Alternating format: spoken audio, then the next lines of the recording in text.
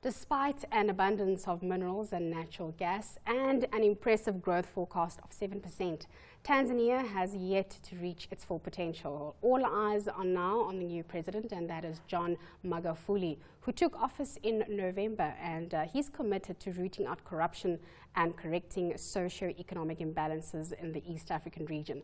Joining me today to discuss the outlook for Africa's sleeping giant is Finweek journalist Jana Jacobs. Jana, thank you so much for making the time to join us.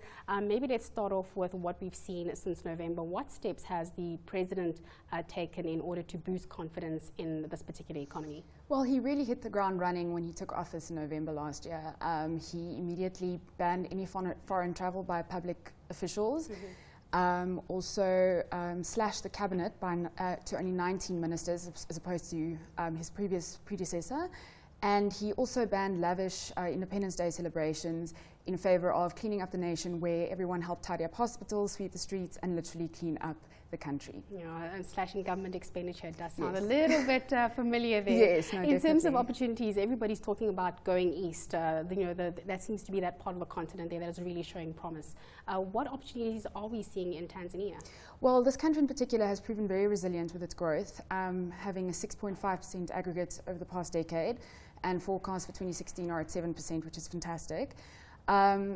Analysts believe that should Magufuli implement good macroeconomic policies and measures, that they can maintain this growth outlook.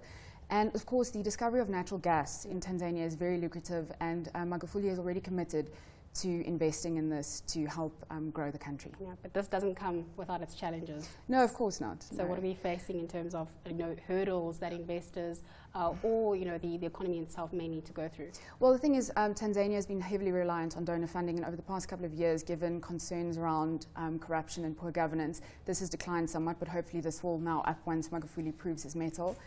Furthermore, the fiscal balance is quite weak, and there are concerns about Tanzania being able to repay its external debt, and then infrastructure is a huge concern. Railroad and port infrastructure isn't what it should be, and electricity supply has also been very erratic over the past years.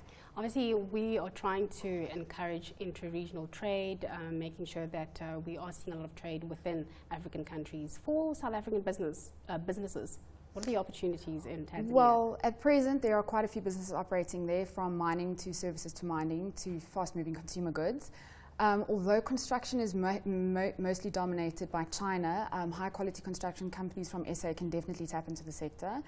As for consumerism, the income levels in Tanzania are rising, so consumer goods are a good bet. And then also high-class, low-cost pension funds can be an option for SA investors in Tanzania as well. Jana, thank you so much. You heard it from Jana, Finweek journalist, taking us through some of the opportunities that we are seeing in the East African region, Tanzania to be more specific.